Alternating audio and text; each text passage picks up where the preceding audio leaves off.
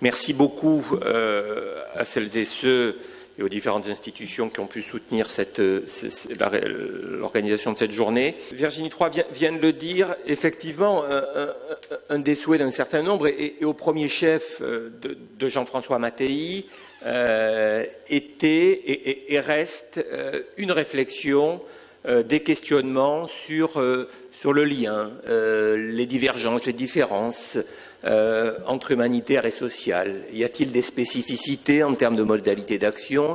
Y a-t-il des spécificités sur le plan conceptuel? J'ai pour ma part un point de vue alternant régulièrement entre le champ humanitaire international, le champ social et médico-social en France. Mon postulat, je sais que c'est un petit peu celui de Jean-François Mattei, qui a très certainement un continuum, et il n'y a certainement pas une histoire spécifique à l'humanitaire, quand bien même certains de ces acteurs pourraient le revendiquer. Cet humanitaire est bien évidemment tout à fait l'héritier d'une longue histoire sociale, en tout cas sur l'espace social et politique européen. Ça, c'est vraiment un des éléments centraux de la réflexion. Et je suis ravi de la présentation qui vient d'être faite sur la situation dans le Calaisis et à Paris, qui met vraiment un focus sur ce continuum, sur le ici, là-bas. Et derrière, finalement, et ça va être beaucoup abordé par nos deux collègues, c'est la question de la construction des politiques publiques. Étant moi aujourd'hui un acteur de construction de politiques publiques sur un territoire métropolitain, je sais combien la question de la place respective des acteurs, de l'État, des associations, des militants, des différents processus de décentralisation sont bien évidemment des questions centrales. Elles ont été remarquablement présentées. Donc, merci à vous deux. Vous allez intervenir. Merci tout particulièrement d'avoir accepté de modifier un petit peu le contenu, pas le contenu, mais en tout cas l'organisation de cette deuxième table ronde, puisque malheureusement, M. Ndiaye est retenu faute de visa. On parlait de politique migratoire. Est-ce un effet collatéral ou pas? Je ne le sais pas. En tout cas, certains ont un avis sur la question. Mais je crois qu'un mot sera dit concernant son travail, qui est de grande qualité. Donc, on a proposé à M. John Sanchez d'intervenir dans cette table ronde. Mais finalement, en y réfléchissant, je me disais que ça avait tout à fait sa place parce qu'on avait construit cette table ronde plus sur les espaces de conflit, mais votre intervention s'inscrit très clairement sur un territoire en conflit ou en post-conflit, et vous interrogez la question de la place de l'État, la place des acteurs. Donc, moi, je vois tout à fait une logique d'avoir maintenu cette organisation. Je vais vous passer la parole tout de suite. Ah oui, voilà. Ou comme vous voulez, si vous préférez un ordre, si vous préférez attendre un petit peu. Oui, ça va? D'accord. Bon, on n'a pas préparé cette petite modification. Donc, je vais passer la parole tout de suite à Monsieur John Sanchez, qui a cette particularité, comme beaucoup d'entre nous, d'avoir cette double casquette. Vous venez du terrain, vous avez longtemps été un acteur pour la Croix-Rouge et d'autres sur le terrain, et naturellement, comme beaucoup d'entre nous, vous êtes questionné sur le sens et sur les modalités de votre action. Et c'est vraiment à l'aune, à mon avis, de cette action de terrain et d'un parcours académique que vous allez nous faire part de vos réflexions. En tout cas, avant que vous commenciez, je tenais à vous féliciter pour la clarté de votre exposé, en tout cas dans ce que vous avez pu en écrire. Voilà, parce que je vous incite réellement à prendre du temps pour lire les contributions.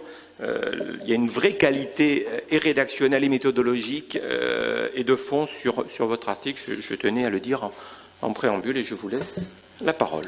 Bonjour à tous. Bon, alors déjà, j'aimerais en profiter pour remercier la Fondation de la Croix-Rouge ainsi que l'IRD pour m'avoir accompagné dans cette recherche, et puis tout particulièrement les personnes de la Fondation qui nous ont accompagnés, qui nous ont avec dévouement, que ce soit Vincent, Virginie, Caroline, Louise, Rémi, enfin toute l'équipe, du moins moi je me suis senti particulièrement à l'aise. Ok, moi je vais vous parler de la manière dont les ONG font participer les populations à la construction de la paix, ou à la manière dont elles disent faire participer les populations à la construction de la paix. Ceci dans un contexte bien particulier, le contexte de la Casamance. Alors la Casamance est une zone qui est en proie à un conflit indépendantiste depuis bientôt plus de 35 ans. C'est ce que certains nomment le conflit le plus vieux d'Afrique. C'est un conflit qui oppose d'une part l'État du Sénégal aux forces rebelles du MFDC qui revendiquent l'indépendance de la Casamance. Alors c'est ce que les spécialistes nomment un conflit de basse intensité dans la mesure où il aurait fait près de 5000 morts et de 10 000 blessés en près de 35 ans. Il n'en reste pas moins qu'il a fait des dizaines de milliers de populations réfugiées, de populations déplacées, et qu'il asphyxie aussi cette zone du Sénégal, une zone qui est d'ailleurs du point de vue économique assez prometteuse dans la mesure où elle compte d'abondantes ressources naturelles. Alors, les temps les plus intenses du conflit indépendantiste remontent aux années 90. Et depuis le début des années 2000, on assiste à une diminution significative des affrontements entre l'État et le MFDC. C'est vrai que ponctuellement, il y a des recrudescences, notamment depuis janvier 2018, mais quoi qu'il en soit, la diminution significative du conflit depuis les années 2000 a permis l'entrée massive des opérateurs humanitaires dans la zone. Que ce soit les bailleurs de fonds, les ONG internationales et l'activisme des ONG locales. Tous ces opérateurs humanitaires travaillent essentiellement, pas seulement, mais essentiellement dans ce qu'ils appellent la reconstruction de la paix, le peace building. Alors le peace building, qu'est-ce que c'est? J'en ai oublié mon PowerPoint. Ok, le peace building, qu'est-ce que c'est? Le peace building, c'est une stratégie d'action qui a émergé dans les années 90 et qui part du principe que les conflits contemporains n'opposent plus deux belligérants, sinon qu'ils mettent en scène une multitude de belligérants, étatiques et intra-étatiques. Et qu'à ce niveau-là, les mécanismes de résolution de conflits traditionnels, les mécanismes diplomatiques qui prétendent asseoir autour d'une même table les parties des deux bords, les représentants politiques et militaires, ne seraient plus suffisants. Non, selon le peace building, il s'agirait également d'impliquer les populations, de travailler depuis la base, à l'échelon communautaire, comme disent les opérateurs humanitaires. Alors pour beaucoup de bailleurs de fonds, cette implication des populations est devenue un impératif. Dans les faits, cet impératif d'impliquer les populations à la construction de la paix s'est traduit par l'implication essentiellement des ONG. C'est-à-dire que les bailleurs de fonds ont délégué aux ONG la mission de faire participer les populations. C'est-à-dire que cet impératif de faire participer les populations, en réalité, a situé les ONG au cœur du dispositif d'intervention.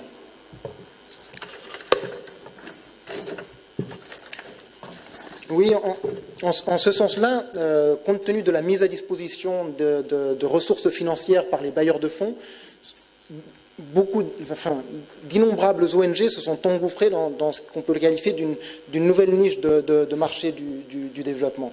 Et en Casamance, ce sont des dizaines et des dizaines d'ONG qui font du peace building, y compris des ONG pour lesquelles ce n'était pas du tout leur domaine d'action.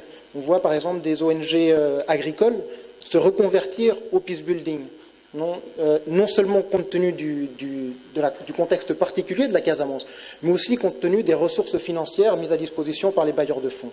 Donc on voit bien comment les ONG nationales, internationales, pas toutes, mais beaucoup, compte tenu des relations de pouvoir, sont en quelque sorte génétiquement modifiables. C'est-à-dire qu'elles transforment leurs priorités, leurs vocations, en fonction des priorités des bailleurs.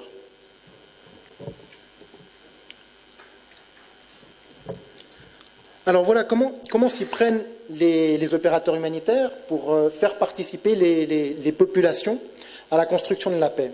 Alors il y a plusieurs dispositifs, que ce soit des mobilisations sociales, des diagnostics participatifs, la recherche-action. Moi je me suis intéressé pour une modalité bien particulière, c'est la mise en place de comités de paix. C'est une modalité qui est très très à la mode en Casamance. Alors les comités de paix, c'est quoi ? On parle de comités de paix, de commissions de paix, de bureaux de paix, de comités villageois. Indépendamment du nom, le principe reste sensiblement le même. Il s'agit de choisir certaines personnes au niveau villageois ou intervillageois, de les former en médiation de conflits, de les former en communication non violente, afin qu'ils se constituent en comité et qu'ils soient responsables de gérer les conflits qui surviennent au niveau local, qui surviennent au niveau villageois ou intervillageois. Donc, que ce soit des conflits fonciers, des conflits familiaux, des conflits de voisinage, des conflits matrimoniaux. Voilà, l'idée du peace building, c'est ça en fin de compte, c'est que les petits conflits, au niveau villageois, intervillageois, peuvent alimenter le grand conflit.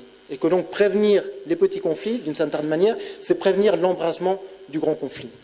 Alors, comme toutes les stratégies dites participatives, cette stratégie-là compte toute une série de problématiques. Je vais brièvement signaler celles que moi j'ai pu observer lors de mon travail de terrain.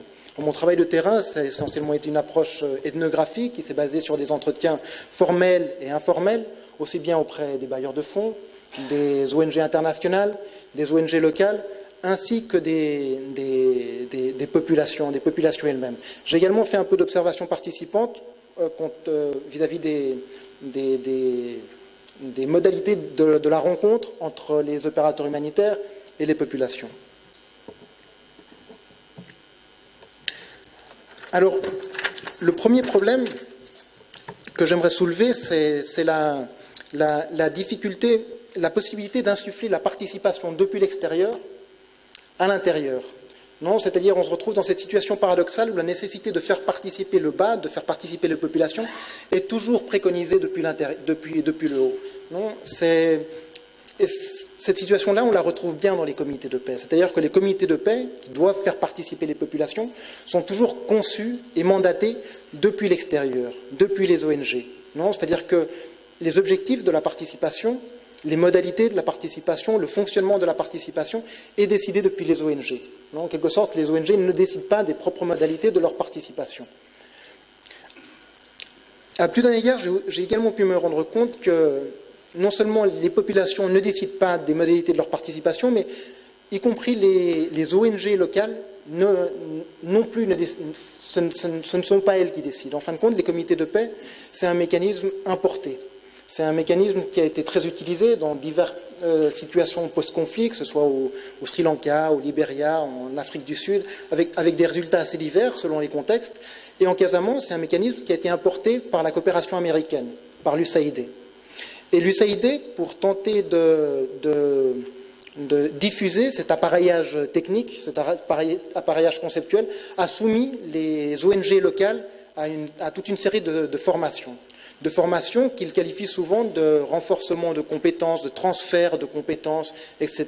Non, il s'agit de former les acteurs locaux, les ONG locales, pour qu'elles adoptent cet outillage. À cet effet-là, il y a Jean-Claude Maru, qui est un fin observateur de la Casamance depuis une trentaine d'années, nous dit que les acteurs internationaux, comme l'USAID, financent et prescrivent les modèles d'intervention. Les ONG internationales planifient ces modèles d'intervention. Les ONG locales mettent en pratique ces modèles d'intervention et que finalement, les populations approuvent les modèles d'intervention.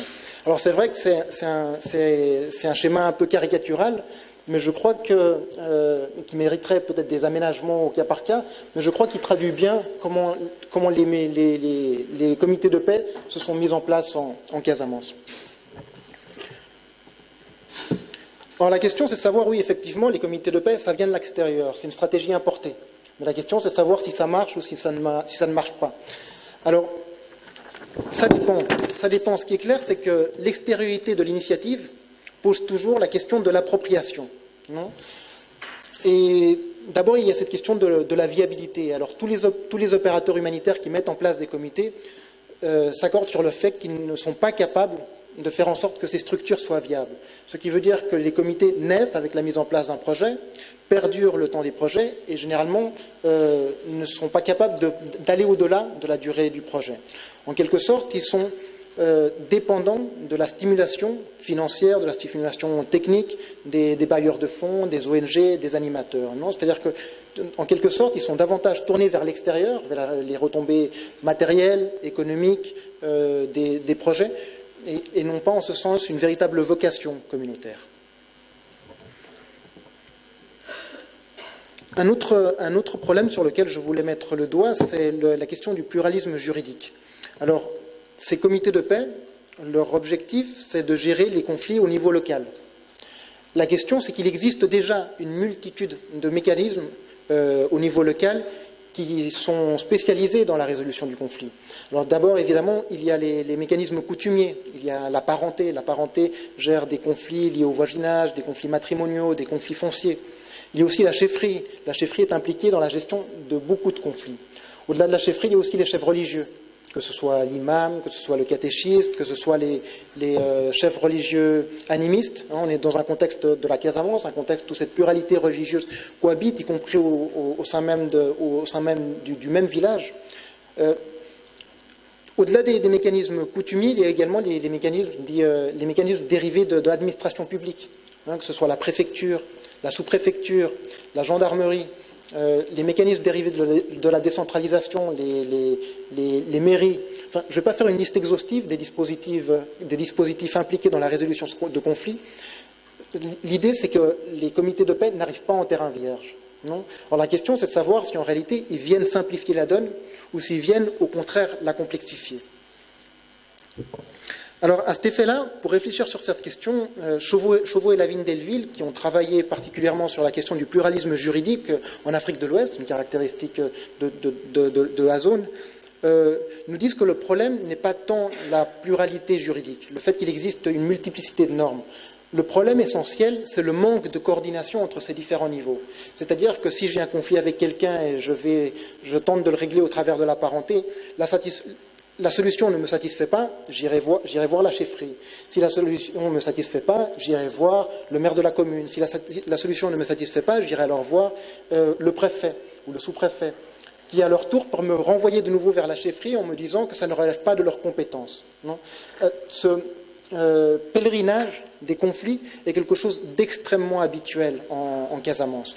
Alors c'est vrai qu'il y a certaines organisations, certaines ONG, qui, en mettant en place des comités de paix, travaillent précisément à la coordination entre ces différents niveaux. Mais selon mes observations ethnographiques, j'ai pu remarquer que c'est une minorité d'intervenants qui travaillent selon cette modalité. La plupart viennent en réalité ajouter un nouveau dispositif au dispositif qui existe déjà.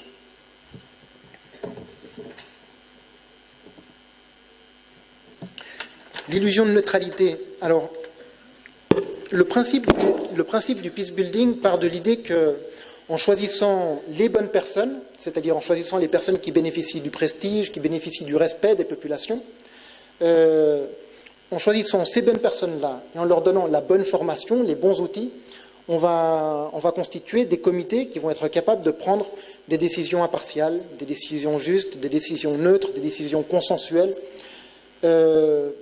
En quelque sorte, c'est l'idée que les bonnes personnes dotées des bons outils vont être capables de s'extraire des enjeux locaux. Non ? Alors, bon, depuis les sciences sociales, on sait bien que ça ne se passe pas comme ça. C'est-à-dire que les individus, les collectifs sociaux agissent en conformité avec l'espace social qu'ils occupent. Pour le dire d'une manière différente, c'est-à-dire que les comités de paix sont toujours sujets à l'instrumentalisation des populations. Non ?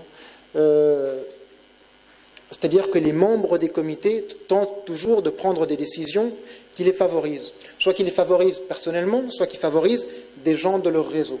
Non ? Dans ce sens-là, on peut se retrouver dans des situations paradoxales où ces mécanismes, en principe destinés à la résolution de conflits, peuvent y compris alimenter les conflits dans la mesure où ils défendent les intérêts de certains au détriment du plus grand nombre. On peut voir aussi la situation inverse, c'est-à-dire où l'instrumentalisation de ces comités peut servir les objectifs du projet. J'ai vu des comités de paix. Le comité de paix qui fonctionne le mieux en Casamance, celui que j'ai pu observer, c'est un comité qui est présidé par quelqu'un qui a des ambitions politiques. C'est-à-dire il veut concourir aux prochaines élections à la mairie de la commune. Et du coup, le bon fonctionnement du comité, le fait que son comité prenne des décisions impartiales, des décisions respectées par la communauté, participe du capital de prestige qu'il pourra ensuite réinvestir dans le domaine du politique. Enfin, l'idée que je veux transmettre, c'est que l'échec ou la réussite des comités de paix dépend de la manière dont ils s'inscrivent au niveau des enjeux locaux. Le problème, souvent, c'est que les opérateurs humanitaires ne prennent pas le temps ou n'ont pas le temps de bien comprendre quels sont ces enjeux. Non, et du coup, ils s'exposent à des résultats qui sont aux antipodes des effets recherchés.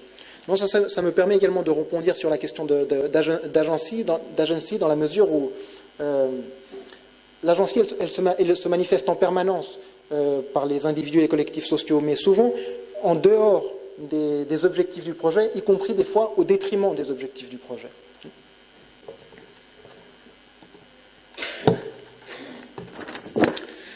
Alors une autre question sur laquelle je voulais également revenir, c'est la question de la mercantilisation de la paix et de la massification de l'intervention. Dans la mesure où la mise à disposition de ressources financières, d'énormes ressources financières pour la construction de la paix, a fait en sorte que beaucoup d'ONG s'engouffrent dans ce marché. Ce qui fait que le marché, en quelque sorte, a été saturé au niveau de la Casamance. Sur le terrain, qu'est-ce que ça veut dire? Ça veut dire qu'on peut se retrouver avec des ONG qui travaillent avec les mêmes cibles, donc les mêmes populations, les mêmes villages, qui ont les mêmes objectifs, la médiation de conflits, la pacification, et y compris les mêmes moyens, les mêmes outils, la mise en place de comités. On peut ainsi se retrouver dans des villages où il n'y a pas un seul, sinon 2, voire 3, voire 4 comités. 4 comités de paix mis en place par des ONG différentes. Non ? Bon, c'est quelque chose qui est assez commun, on en a parlé un petit peu, le manque de coordination entre les opérateurs humanitaires, c'est quelque chose d'extrêmement fréquent. C'est peut-être d'autant plus grotesque dans la gestion du conflit, dans la dynamique de construction de la paix, dans la mesure où le dialogue que préconisent les opérateurs humanitaires au niveau des populations, ils sont incapables de le maintenir entre eux. Non ? Et la dernière question sur laquelle je voulais m'arrêter, c'est l'impasse sur le politique. C'est-à-dire que les comités de paix tentent de résoudre les conflits au niveau local, au niveau communautaire. En creux, ils donnent une lecture également du conflit. C'est-à-dire les conflits sont au niveau local, sont au niveau communautaire. C'est à ce niveau-là qu'il faut intervenir. C'est-à-dire que d'une certaine manière, ils font l'impasse sur les causes politiques des conflits. Et pourtant, même au niveau local, les conflits ont une origine politique. Je m'explique brièvement. Je donne l'exemple des conflits fonciers. La plupart des conflits qui surviennent au niveau villageois sont d'ordre foncier. Ils sont liés avec la gestion de la terre. D'ailleurs, la plupart, près de 80% des conflits qui sont gérés au niveau des comités de paix sont des conflits d'ordre foncier. Or, le foncier ne relève pas seulement du communautaire et du local. Il relève essentiellement du politique. Je parlais tout à l'heure du pluralisme juridique. Et l'origine de beaucoup de conflits fonciers tient à la rivalité, aux oppositions entre des cadres législatifs d'inspiration occidentale sur la terre et des cadres législatifs coutumiers sur la terre. Non ? En ce sens-là, il s'agit bien d'une question politique. Ce que je veux dire par là, c'est que lorsque les comités font l'impasse sur ces questions d'ordre politique, d'une certaine manière, ils sont condamnés à traiter essentiellement les symptômes et pas les causes profondes des conflits. Voilà, alors c'est un petit peu caricatural, mais j'ai essayé de toucher un petit peu tous les points de ma recherche. Alors en conclusion, j'aimerais juste signaler deux problématiques, des nombreuses problématiques que soulève la mise en place des comités de paix.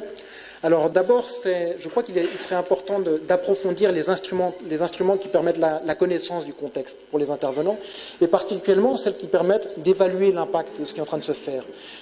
Encore trop souvent, les évaluations qui sont menées sur le terrain sont des évaluations menées en 1 jour sur le terrain, 2 jours, voire 3 ou 4 maximum, des interventions menées par des spécialistes sectoriels qui connaissent très bien le terrain du peace building, par exemple, ou de la santé, ou de l'éducation, mais qui connaissent mal, ou peu, ou voire pas du tout, le contexte local, les enjeux locaux, les enjeux sociaux, les enjeux politiques qui caractérisent le contexte local.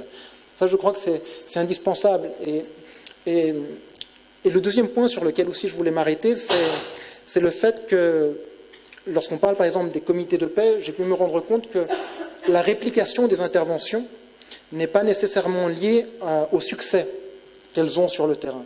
Sinon, qu'elles sont, dans le cadre des comités de paix, elles sont liées au fait que cette approche des comités de paix bénéficie d'une bonne écoute de la part du bailleur de fonds. Elle apparaît comme une stratégie d'intervention particulièrement originale.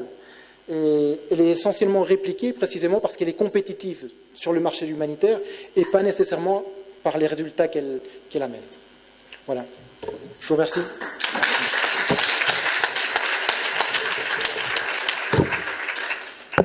Merci beaucoup pour cette intervention. Donc de nouveau, je vous renvoie à l'écrit qui, à mon avis, sont disponibles sur le site. Merci pour la clarté de votre présentation. Critique, certes, mais avec une vraie base méthodologique et académique, et on a l'occasion d'y revenir dans quelques instants. Donc, j'ai passé la parole à Tatiana Smirnova, qui va nous présenter un travail qu'elle a réalisé dans des conditions difficiles, sur un terrain complexe. Elle va y revenir. Donc c'est tout à son honneur que d'avoir voulu mener une recherche sur un terrain complexe avec des enjeux sécuritaires, et notamment une des questions pour un chercheur et pour les acteurs humanitaires, les acteurs étatiques, qui est la question de l'accès au terrain, qui est un élément contraignant dans ce type de travail, mais je pense que vous avez réussi à contourner un certain nombre d'obstacles. Vous redire, en tout cas là je parle de ma place d'ancien responsable associatif, que les questions que vous abordez sont bien évidemment des questions centrales pour les acteurs humanitaires, pour les bailleurs, pour les acteurs étatiques. Elles renvoient aux relations parfois ambiguës entre certains mouvements armés et les soi-disant bénéficiaires. Elles renvoient à la question de la place respective des acteurs ONG et État, entre autres. Elle renvoie une question sur laquelle je reviendrai en tout cas tout à l'heure, que vous abordez bien, je trouve, qui est la question de l'expertise et qui a la légitimité pour l'expertise, qui est une question importante, me semble-t-il, mais je vous passe la parole. Okay. Donc tout d'abord, je voudrais remercier encore une fois très chaleureusement la Fondation de la Croix-Rouge française qui m'avait donné cette possibilité de mener une recherche très intéressante. Je voudrais remercier l'équipe, donc Virginie, Caroline et Vincent, pour les échanges très denses au début et en cours et qui m'ont toujours soutenue. Donc, je vais présenter voilà, ma recherche qui est très complexe. Le Niger fait partie donc, de 4 pays engagés dans le conflit contre Boko Haram, avec Tchad, Cameroun et Nigeria. On estime aujourd'hui plus de 2 millions de déplacés dans la région du bassin du lac Tchad et plusieurs milliers de morts comme conséquence de ce conflit. Donc, Niger accueille actuellement plus de 250 000 de déplacés. Du fait de l'ampleur des mouvements transfrontaliers et de l'insécurité permanente, cette situation est tout simplement inédite pour le pays.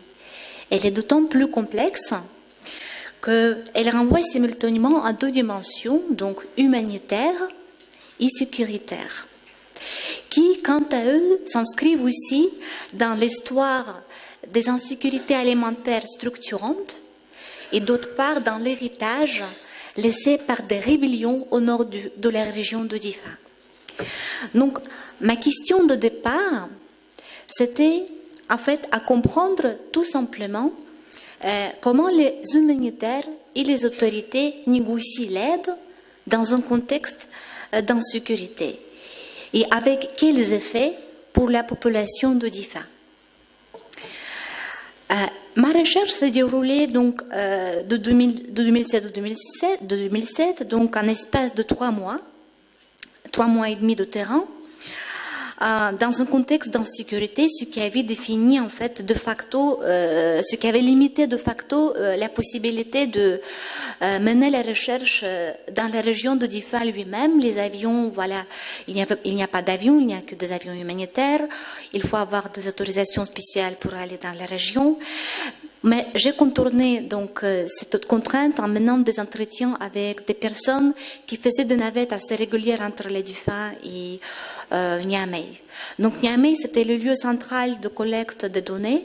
Je fais environ une soixantaine d'entretiens avec des responsables humanitaires nigériens, mais aussi internationaux, donc des ONG, des bailleurs de fonds et des autorités. J'ai fait aussi des observations semi-participantes. Je participais dans les réunions de cluster à Oucha, dans les réunions des ONG.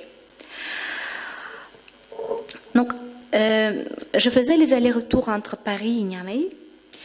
Et ce va-et-vient sur le terrain, mais aussi donc l'approche de socio-anthropologie empirique m'avait permis en fait d'approfondir la question de départ sur les relations entre l'État et les acteurs humanitaires et s'interroger davantage sur le rôle de l'insurrection dans cette relation entre l'État et les humanitaires. C'est ainsi que j'ai proposé d'articuler ma recherche autour de donc la question d'articuler en fait la construction de la réponse humanitaire à la dynamique du conflit. C'était ça ma question reformulée. Donc au cœur de cette articulation est la complexité du tissu social de la région de Difa. Ce tissu est marqué tout d'abord par l'histoire de la diffusion d'insurrection. La ville de Difa, je ne sais pas s'il faut que... La ville de Difa, éloignée de la capitale donc de Niamey à plus de milliers de kilomètres, comme je l'avais dit, est profondément connectée à l'état de Borno, à Maïdougouri, donc au Nigeria, donc d'où Boko Haram a grandi. Je vais faire une petite historique. Donc, après l'assassinat de leader de Boko Haram en 2009, certains de ces militants se sont réfugiés au Niger et la région est devenue assez vite une zone de ravitaillement pour le mouvement avec tout un réseau de personnes qui assuraient l'approvisionnement des insurgés avec l'essence, des éléments, etc. Et donc la période de 2009-2015, c'est-à-dire avant la première attaque sur le sol nigérien, le mouvement insurrectionnel s'implantait donc très très progressivement dans la région, développant son économie politique. Des réseaux d'intermédiaires, donc des vendeurs de petites cartes téléphoniques, des petits boutiquiers, c'était très très complexe. Et bien sûr le recrutement de combattants. Et s'il est très compliqué en fait d'appréhender ce que ce phénomène donc, de diffusion recouvre finalement, il faut préciser qu'il s'inscrit pas vraiment que dans la logique économique de recherche d'un gain, mais traduit aussi une articulation extrêmement complexe de plusieurs facteurs, donc comme des liens de parenté de part et d'autre de la frontière, des liens de sociabilité, mais aussi la peur de devenir un jour de cible de Boko Haram, et aussi par des séquelles laissées par la violence des conflits. Et donc, cette complexité du tissu social de la région est profondément marquée par ailleurs par les déplacements transfrontaliers des personnes fuyant le conflit donc, du Nigeria. Avec l'intensification du conflit, donc 2015-2016 et l'augmentation du nombre de déplacés, la progression du nombre des ONG dans la région de Difa était tout simplement fantastique. Elle est passée d'une petite dizaine en 2013 à plus de 150 à aujourd'hui. Donc, dans une petite ville de Difa. Avec le conflit, la ville de Difa n'a jamais vu autant de sièges d'ONG. Et selon l'un des responsables des humanitaires qui reconnaît lui-même que Difa est devenue une véritable foire aux ONG. La forte concurrence entre plusieurs organismes donc, a marqué aussi la mise en œuvre de la réponse humanitaire. Et malgré l'existence de plusieurs bases de données, donc 3W, Who is doing what and where, ou 6W, qui sont encore plus pointues, celles-ci ne sont pas systématiquement remplies par les humanitaires. Donc, selon l'un des représentants des ONG, ce non-partage des informations les permettait de garder une sorte de monopole sur le secteur d'intervention, par exemple sur le secteur d'intervention de santé des enfants. Cela conduisait au doublon, au gap, situation très commune dans le milieu humanitaire, mais cela alimentait par ailleurs un discours sur l'opacité de l'aide. De plus, la population de Difa considérait que les recrutements dans les ONG basés à Difa et les attributions de marché, donc les kits et les abris, se faisaient à partir de la capitale, donc à partir de 1300 km. Et cela suscitait les frustrations très très profondes au sein de la population. Donc, l'un des habitants me disait, à propos, par exemple, de ceux qui travaillent dans le secteur hygiène et assainissement, WASH, il me disait, mais oui, mais moi aussi je peux le faire. Moi, il ne faut pas être un professionnel pour apprendre aux autres comment laver les mains.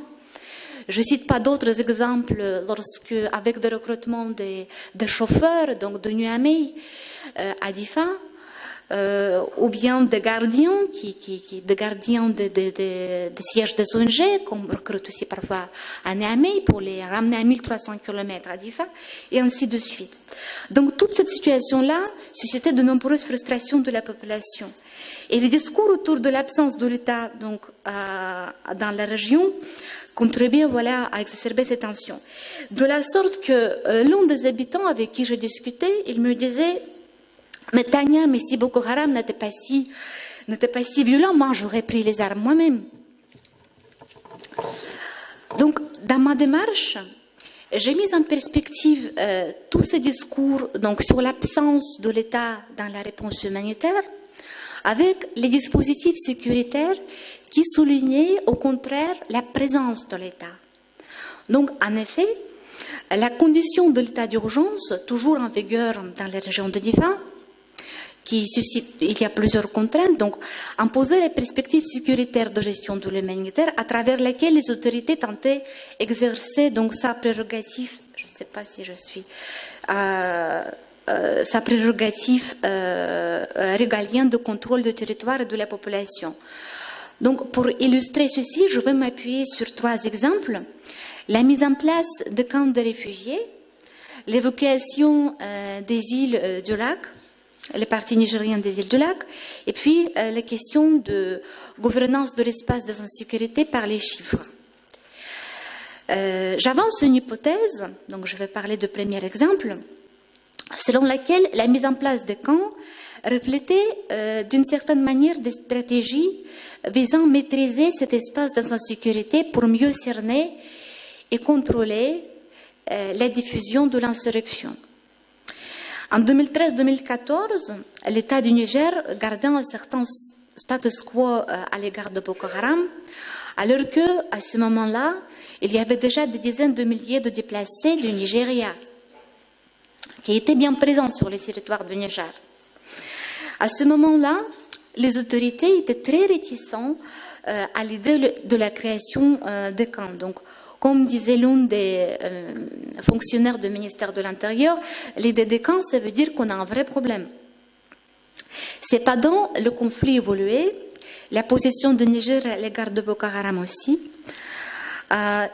Et donc, lorsqu'en 2014, avec l'intensification de combat, l'un des fonctionnaires reconnaît le Boko Haram est devenu la frontière avec le Niger. Donc, début décembre 2014, lorsque le Premier ministre se rend à Difa, il lance l'appel à la solidarité pour éviter une drame humanitaire. Donc, à ce moment-là aussi, le Niger s'engage militairement dans le conflit contre Boko Haram. Et c'est à ce moment-là que les déplacés deviennent un problème public pour l'État du Niger en tant que déplacés du Nigeria. Et donc, c'est à ce moment-là que les autorités révisent aussi leur position par rapport au camp. Initialement, donc, il y avait 3 sites qui étaient prévus pour le camp, Goudoumaria, Kablewa et Sayan-Fourage, mais finalement, seulement 2 d'entre eux ont vu le jour. Goudoumaria, donc pour une petite anecdote, c'est devenu finalement un centre d'accueil pour les combattants Boko Haram repentis, mais c'est une parenthèse qui qui confirme d'une certaine manière ma réflexion sur le contournement des camps, sur les camps comme un espace pour encadrer en fait l'insurrection. Bon, le statut de ces deux camps, donc Kablewa et Sayam Forage, était aussi très complexe. Sayam était destiné uniquement aux réfugiés, alors que Kablewa était destiné aussi aux déplacés internes. Qu'est-ce que ces camps recouvrent finalement en fait comme enjeu pour les autorités? Et pourquoi les autorités décident finalement de créer ces camps en 2014?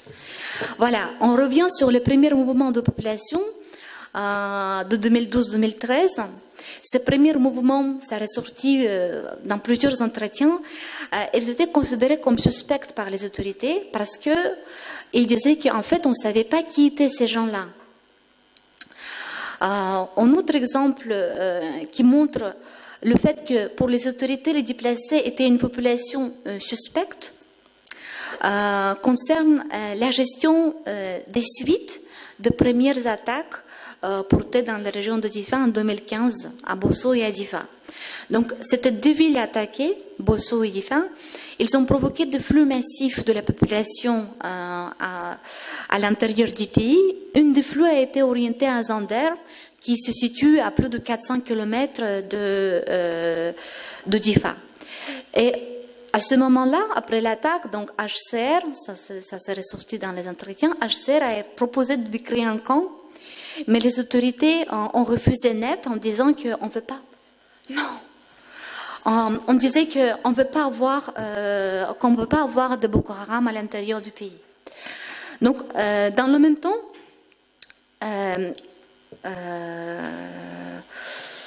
ok.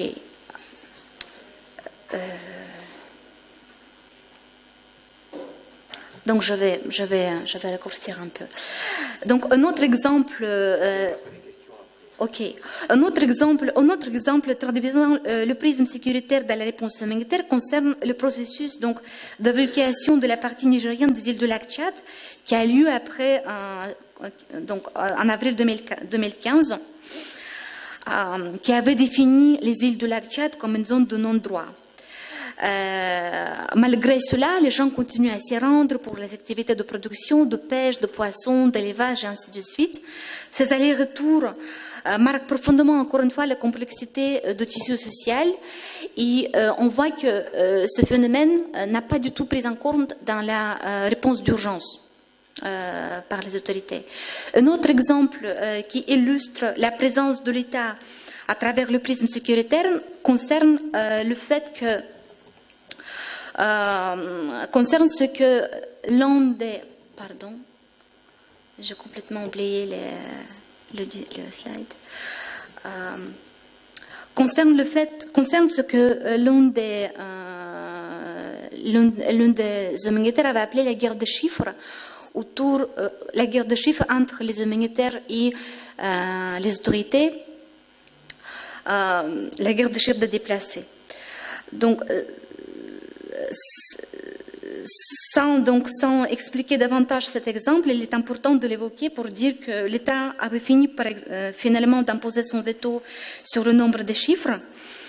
Mais dans la pratique, l'État ne dispose pas ni de moyens techniques, ni de moyens en ressources humaines alors disponibles aux humanitaires, à certaines agences humanitaires. Et donc, au final, l'État a du mal à s'imposer tout de même de manière effective dans le contrôle de cet espace de insécurité par les chiffres. Donc, en conclusion, je voudrais revenir encore une fois pour cadrer mon intervention, pour dire que j'ai tenté d'articuler la construction de la réponse humanitaire à la dynamique du conflit de Boko Haram. J'ai mis au centre de ma réflexion la complexité du tissu social de la région de Difa et l'histoire de la diffusion de l'insurrection, ce qui m'avait permis de mettre en perspective, d'une part, les discours donc, de l'absence de l'État dans la réponse humanitaire avec le dispositif humanitaire et donc la présence de l'État à travers le dispositif humanitaire. Et cette analyse, pour moi, c'est une première étape à la réflexion pour voir dans quelle manière l'insurrection peut se greffer aux dynamiques locales induites par la réponse humanitaire. Enfin, je voudrais dire quand même quelques mots assez vite sur la suite de mes recherches de DIFA courant 2017-2018, avec un terrain beaucoup plus prolongé à DIFA. Cette recherche a été menée en équipe avec des chercheurs qui se déplaçaient sur les sites de la région et qui faisaient des restitutions dans la ville de DIFA après. On avait mené plus de 80 entretiens. Cette recherche était ciblée sur l'aide et comme les vivres et comme le cash. On avait étudié donc les stratégies de subsistance des déplacés. Et je voudrais dire deux conclusions principales qui viennent de cette étude, qui s'inscrivent aussi dans ma réflexion plus générale, qui s'inscrivent en fait dans la recherche que j'ai faite dans le cadre de la Fondation. Donc, deux conclusions. Il est apparu très vite que les dispositifs humanitaires, notamment de ciblage, ont tendance à fixer les déplacés sur les sites, alors que la mobilité entre sites, c'est une ressource clé dans leur stratégie de survie, dans leur stratégie de subsistance. Il est apparu aussi très clairement que donc agency de déplacés est complètement ignorée dans les dispositifs humanitaires, qui voient dans les déplacés comme des bénéficiaires, comme des vulnérables, et qui tentent donc eux de frauder le système pour avoir accès à l'aide. Et donc, en fraudant ce système, il y a toute une série de stratégies de captation d'aide, donc la revente des produits non alimentaires, ou bien la mise en place de faux stands pour susciter l'attention des humanitaires, alors que ces stratégies de captation d'aide, c'est tout simplement, ils peuvent être analysées comme un moyen de palliation au dysfonctionnement des dispositifs humanitaires qui, eux, perçus par les déplacés comme excluant et parfois tout simplement arbitrairement excluant. Voilà, je vous remercie. Je vais me permettre une première question à vous, question un peu personnelle, parce que moi j'étais très intéressé par votre travail qui est très critique, mais au sens académique et scientifique du terme, et je vous en suis gré. Ceci étant, je vous cite dans votre texte, sur la fin, je vais lire, je pense, ce que vous aviez écrit. Vous dites « Cette ONGisation du secteur s'appuie sur les capacités qu'on leur prête ou qu'elles revendiquent pour mobiliser les populations. La prédilection pour ces acteurs relève surtout de leur capacité à répondre aux exigences bureaucratiques des bailleurs en matière de justification qu'une implication directe des populations n'assure pas. » Donc voilà, le ton est donné. Question personnelle, vous avez un parcours humanitaire, vous avez aujourd'hui un parcours académique. Si vous le refaisiez, ce parcours humanitaire, quels enseignements tireriez-vous aujourd'hui de cet acquis, de ce savoir, de ces connaissances acquises au cours de vos recherches? C'est une question qu'on se pose beaucoup. Honnêtement, je ne sais pas très bien comment répondre, parce que si je me serais senti plus utile du côté de l'opérationnel que du côté de la recherche, j'y serais probablement resté. C'est-à-dire qu'il y a un moment où j'ai senti un malaise et j'ai senti que j'étais peut-être plus utile en disant ce que j'avais vécu, et j'avais ce regard particulier parce que j'avais été humanitaire qui me permettait peut-être du côté de la recherche d'avoir aussi quelque chose d'intéressant à dire. Je ne sais pas si ça répond un peu. C'est une réponse honnête et que je partage. Je vais revenir donc sur votre intervention. Je vous redonne volontairement la parole parce que, en tout cas, moi, ce qui m'a intéressé comme humanitaire à un moment donné de ma vie, c'est évidemment votre questionnement que vous avez effleuré sur la question des chiffres, sur la question de légitimité. Qui est légitime à un moment donné pour nommer? C'est une question globale des sciences sociales, une question globale du champ politique. Qui a la légitimité pour nommer? Vous le dites très bien dans votre texte. Un fonctionnaire du ministère de l'Intérieur notait, j'ouvre les guillemets, la non-fiabilité des chiffres ne profite pas à l'État, puisque l'État ne vend pas les chiffres, ne fait pas de lobbying des chiffres, l'État n'utilise pas les chiffres pour assister la population, les seuls consommateurs de chiffres sont les humanitaires. Et vous concluez à la fin, en tout cas vous poursuivez, c'est pour les autorités. C'est que les autorités sont de plus en plus fermes dans les discours et parviennent finalement à s'imposer en tant qu'unique instance légitime pour produire des chiffres. Ce que je voudrais que vous nous expliquiez, ou en tout cas que vous tentez de nous expliquer, c'est comment l'État, sur ce contexte extrêmement complexe que vous avez bien décrit et qui participe de la complexité de votre travail du Niger, des articulations dans ce conflit avec le Nigeria, comment l'État a-t-il revendiqué à un moment donné d'avoir autorité pour donner des chiffres? De manière triviale, c'est tous les enjeux que nous vivons au quotidien, notamment les blancheurs dans les médias, sur le nombre de manifestants, selon le ministère de l'Intérieur ou les participants. On peut le vivre de manière un peu triviale.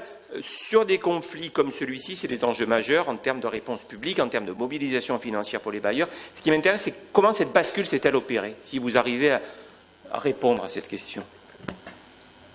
Oui, c'est une question. Voilà. C'est une question, en effet, elle est extrêmement sensible. Et là, je reviens de DIFA. J'étais là-bas il y a une semaine. J'étais encore une fois à la réunion à Ocha. Et j'étais surprise de voir encore une fois le responsable du bureau dire mais vraiment, on ne sait toujours pas combien de déplacés il y a dans la région de DIFA. C'est-à-dire que on a beau évoquer un chiffre de 150 000 de déplacés, de 140 ou de 200 000, on sait jamais. J'ai l'impression que personne, en réalité, ne sait combien de gens il y a dans cet espace de sécurité. Alors, et cette question, il était... Je vous donne donc, pour répondre à votre question, je vais donner une petite historique. 2013-2014, il y a eu plusieurs organismes qui balançaient des chiffres de manière aléatoire. À un moment donné, ça a posé un problème pour les autorités, mais je n'ai pas pu creuser pour comprendre à quel moment et pourquoi ça a basculé. J'ai quelques hypothèses que c'était une personnalité forte du gouverneur, mais je ne suis pas certaine. Voilà, donc c'était pour répondre directement à votre question. Ouais. Mais au final, maintenant, il faut aussi peut-être dire qu'il y a un projet biométrique qui est en cours d'enregistrement des déplacés, mené par HCR en partenariat avec les autorités. Et ce projet, il suscite beaucoup aussi de questionnements, il y a beaucoup de problèmes. Par exemple, je vous donne un exemple fantastique, c'est qu'il y a eu, dans un camp de déplacés à Sayam, il y avait une femme qui n'a pas pu bénéficier de l'aide. Il n'a pas pu bénéficier de l'aide, on n'a pas voulu l'enregistrer. Ce qu'il a fait, il avait un frère qui était dans le même camp, il aurait dû la prendre comme épouse, en dire que c'est pas ma sœur mais c'est mon épouse, pour qu'eux, ils puissent être enregistrés dans le cadre du projet biométrique. Voilà. C'est juste un exemple sur l'absurdité. Non, mais j'attendais pas de réponse claire parce que c'est des questions évidemment complexes. Et ce que vous évoquez, il y a aussi des enjeux subjectifs sur la personnalité d'un acteur à un moment donné qui y contribue.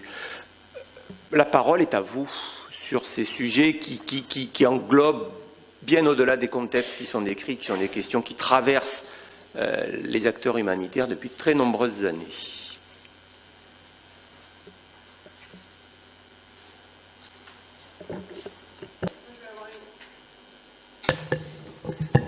Je vais avoir une question pour toi, Alvar. C'est un peu une question d'anthropologue à anthropologue. C'est au sujet de... Tu parles des mécanismes endogènes de résolution des conflits. Et du coup, je me demandais la place dans ces mécanismes du rituel, tu sais, par rapport au travail qu'avait fait notamment Odile Journet-Diallo sur le rituel comme structurant le rapport au foncier et tout ça. Et la place aussi, je ne sais pas si ça a une importance en Casamance, mais je sais que plus dans le nord du Sahel, les griots ont un rôle à jouer dans la résolution des petits conflits qui peuvent avoir des incidences sur les gros conflits. Et je me demande dans quelle mesure, après, c'est vraiment penser un peu à contresens, mais tu parles aussi de réplication des modèles. Et dans quelle mesure ces modèles endogènes, on ne peut pas les répliquer dans l'autre sens, en ascendance, en les répliquant par exemple au conflit entre les ONG. Enfin, tu vois, c'est un petit peu vraiment penser à contresens, mais est-ce qu'il y a des réplications possibles des mécanismes endogènes de résolution des conflits? Et dans ces résolutions de conflits, est-ce qu'il y a quelque chose de l'ordre du rituel? La dernière question. J'ai pas compris ta dernière question vis-à-vis de la réplication au niveau des ONG. D'accord, c'est pas grave, on va rester sur les mécanismes endogènes. Le rituel et les griots, est-ce qu'ils ont une place là-dedans? En Casamance, les griots ne sont pas présents. Bon, c'est dans la culture mandingue, mais dans la zone où j'ai travaillé, les mandingues sont minoritaires. Comme je disais, il y a une multitude de mécanismes préexistants et la tradition joue un rôle très important. Les royautés, par exemple, au niveau d'Oussouye, ont joué un rôle très important dans la résolution des conflits, notamment en s'impliquant dans le conflit indépendantiste. j'ai également pu voir, et il y a un anthropologue casamançais, Paul Diédiou, qui en parle très bien, comment les cérémonies traditionnelles de circoncision sont très très efficaces. C'est une institution, le Boukout en Casamance. Comment ces cérémonies fonctionnent comme un rituel qui permet de reparler du conflit et d'instaurer le pardon et de ne plus parler. Parce que, évidemment, vous savez, dans tous les villages, au niveau de la Casamance, les gens prennent parti au niveau du conflit. On est soit du côté des indépendantistes, soit du côté de l'État. Ça génère des tensions. Évidemment, au niveau de chaque village, les gens doivent se réconcilier d'une certaine manière. Les rituels ont joué un rôle très important dans ce domaine-là, d'autant plus qu'ils sacralisent d'une certaine manière les accords qui sont pris. C'est-à-dire que dès le moment où, devant le fétiche, on se compromet on s'engage à respecter le fait que les anciennes rancunes font partie du passé et que maintenant on regarde en avant, ça ne bouge plus. Maintenant, le problème, c'est que quand ces stratégies sont endogènes, ça fonctionne assez bien. Et Paul Diédiou met le doigt là-dessus. Maintenant, il est vrai que beaucoup d'ONG également, au niveau de la Casamance, notamment sous l'impulsion de l'USAID, tentent de se réapproprier de ces stratégies traditionnelles de résolution de conflits pour faire du peace building. Et l'idée semble bonne en principe. Et pourtant, dans les faits, ça s'est soldé par le fait que les opérateurs humanitaires ont mobilisé des féticheurs pour faire des libations, des sacrifices, etc. Et la question, c'est qu'ils ont rarement mobilisé les bonnes personnes. Ils ont fait des rituels qui n'étaient pas légitimes. Et en fin de compte, tout le monde se prête un petit peu au jeu. Les bailleurs, parce que c'est le peace building, ils sont en train d'appliquer le modèle qui est le leur.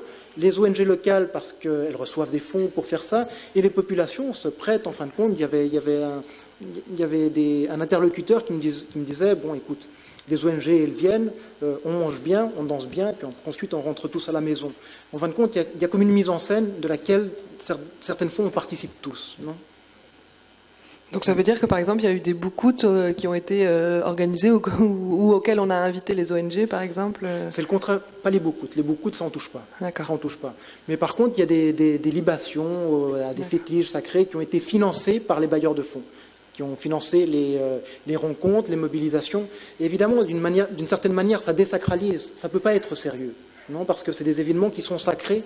Et dès le moment où les ONG s'en emparent, ils perdent toute la légitimité. Ils perdent de leur valeur symbolique alors. Voilà. Oui. Il y a pas mal de littérature en Casamance sur le fait que précisément ces systèmes-là, quand les ONG s'emparent des dispositifs traditionnels, des mécanismes de résolution de conflits, c'est rarement efficace. Il y a Virginie III qui voulait intervenir et puis vous au fond. Alors merci. Alors, c'est vrai que paix, justice et institutions efficaces, c'est l'objectif 16 des objectifs de développement durable. Donc j'imagine que sur ces sujets, ça va s'agiter, ça va aller croissant parce qu'il va falloir mesurer, faire du reporting, discuter.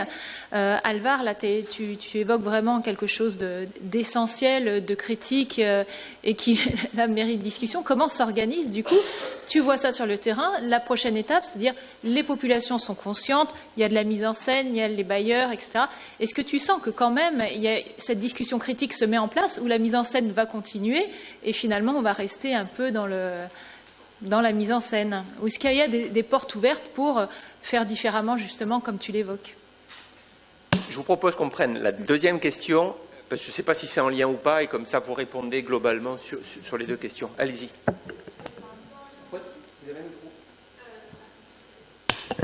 Du coup, j'avais aussi une question par rapport à la Casamance. Vous parlez justement du rôle des ONG dans le sens où ils mettent en place des comités de paix pour faire une alternative entre ceux qui sont indépendants et ceux qui sont du côté de l'État. Quel est votre point de vue sur la pertinence de cette action, étant donné que justement il y a le côté de l'État, de la partie au conflit qui est présente, et que les ONG vont se positionner comme un court-circuit de cette fonction de l'État qui est censée arbitrer et temporiser les organisations sociales. Et donc dans ce cas-là, quel moment c'est vraiment pertinent d'agir de la manière dont elles le font? Et est-ce que, au-delà de vous parler d'inefficacité, est-ce que c'est une inefficacité qui est inefficace, voilà, ou est-ce que ça peut donner lieu à davantage de tensions sociales et à davantage d'une création de conflits, en fait, finalement, pire, qui sont pires? Donc il reste 5 minutes si vous pouvez répondre aux deux questions, et on prendra une dernière question éventuellement, selon le temps.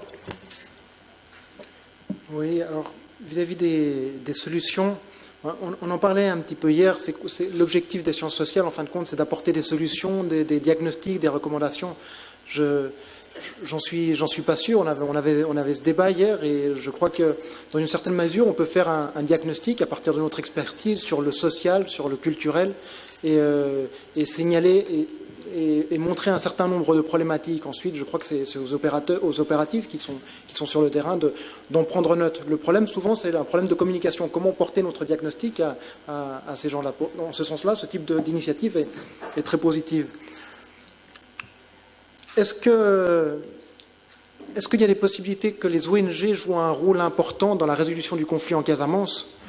C'est extrêmement complexe. Moi, je ne suis pas un expert du peace building. J'ai un petit peu découvert ce terrain de votre main, de la main de la Fondation. Et vraisemblablement, dans d'autres contextes, les ONG ont joué un rôle particulier, un rôle efficace, peut-être notamment en Afrique du Sud, où au moins la littérature laisse envisager que ça s'est plutôt bien passé.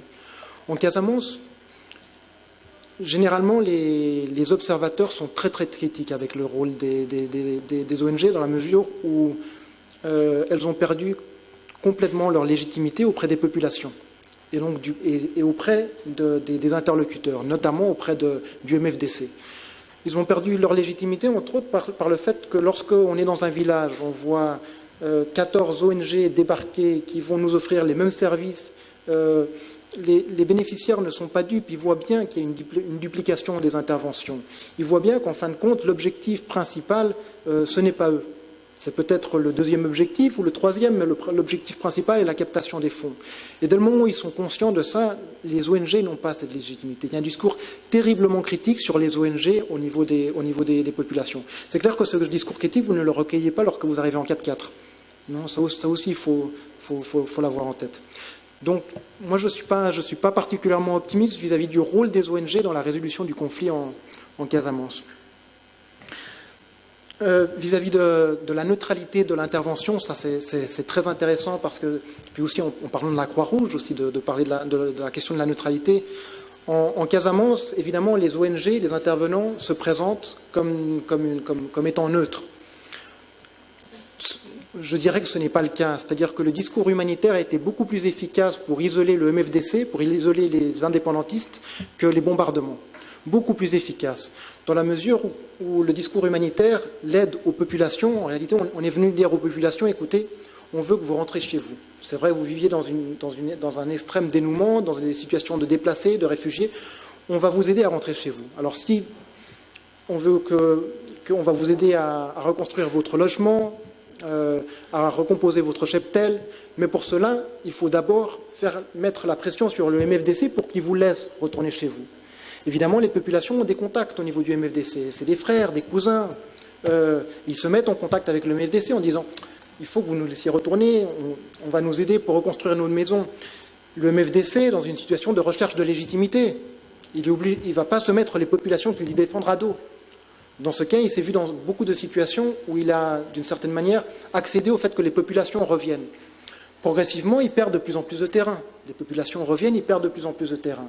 Au niveau militaire, aujourd'hui, c'est presque anecdotique ce qu'il leur reste. En ce sens-là, même si les ONG se présentent comme neutres, en réalité, elles ont servi une certaine paix, et c'est surtout la paix de l'État. Parce que dès le moment où les populations reviennent, les fonctionnaires reviennent, l'école revient, la santé revient, et finalement les militaires reviennent. C'est un espace qui est perdu pour le MFDC. Est-ce que cette stratégie est pertinente? Je ne sais pas. Je crois que aussi ce serait hypocrite de dire que l'intervention des ONG est inutile. En Casamance, elle a été fondamentale pour la reconstruction des villages. Il y avait des gens qui étaient dans un extrême dénouement, des gens qui n'avaient absolument rien. On leur a permis de reconstruire leur maison, on leur a permis d'avoir de l'eau dans leur village, d'avoir des activités génératrices de revenus. C'est fondamental. Mais d'un autre côté, il y a des choses qui sont terriblement problématiques. D'abord, il y a les questions des tensions, et ensuite, au niveau de la Casamance, il y a la question de la dépendance. Ça, c'est une question sur laquelle on ne parle pas suffisamment, du moins à l'intérieur depuis la recherche, on en parle davantage, mais à l'intérieur du monde du secteur de la coopération, pas suffisamment. La question de la dépendance. Les Casamançais me disaient, avec ça je finis vite, les Casamançais, de nombreuses personnes me disaient, vous savez, avant le conflit, ici en Casamance, il n'y avait pas de centre de santé. Mais les populations se mobilisaient pour construire les centres de santé. Et c'était la zone au Sénégal où il y avait le plus de cases de santé qui avaient été construites par les populations. On n'avait pas d'école, on construisait une école. Il y avait une mobilisation citoyenne qui était particulièrement